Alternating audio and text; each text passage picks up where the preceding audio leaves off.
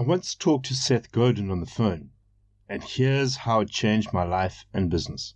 A story by Seth Godin. After bootstrapping my company to $1 million, I was now living in the stressful reality of running a 7-figure company. So I did what smart entrepreneurs do in the situation. I hired a coach. I reached out to my friend, Casey Graham, to help me make sense of this.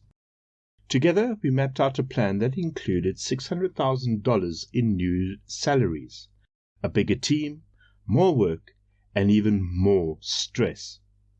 And for 6 months, I worked the plan. My anxiety grew. Still, I kept going. My love for the work decreased. I stopped writing altogether. How a phone call with Seth Godin changed everything. I contacted a few friends and mentors, people I admired for years, and one of them was Seth Godin, a best-selling author and successful entrepreneur. Within an hour, Seth responded to my short email with an even shorter reply. Call me. Over the course of a 20-minute phone call, Seth blew my mind. Seth laid out 2 options for me.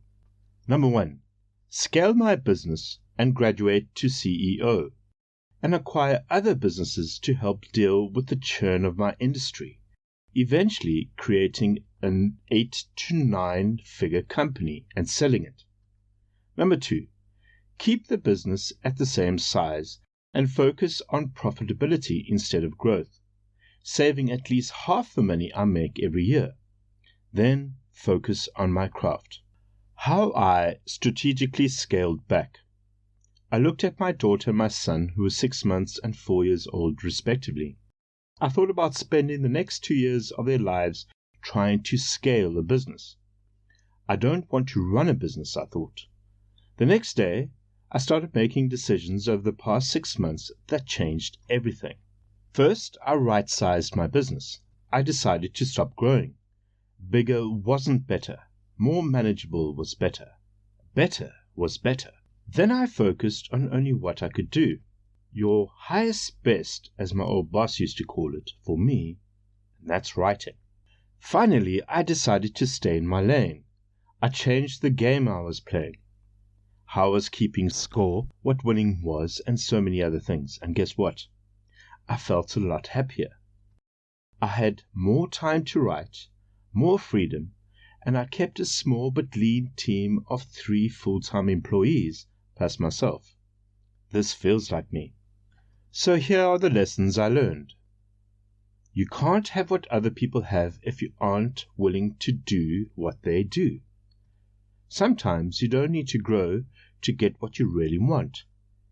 If you feel like you're losing, change the game you're playing.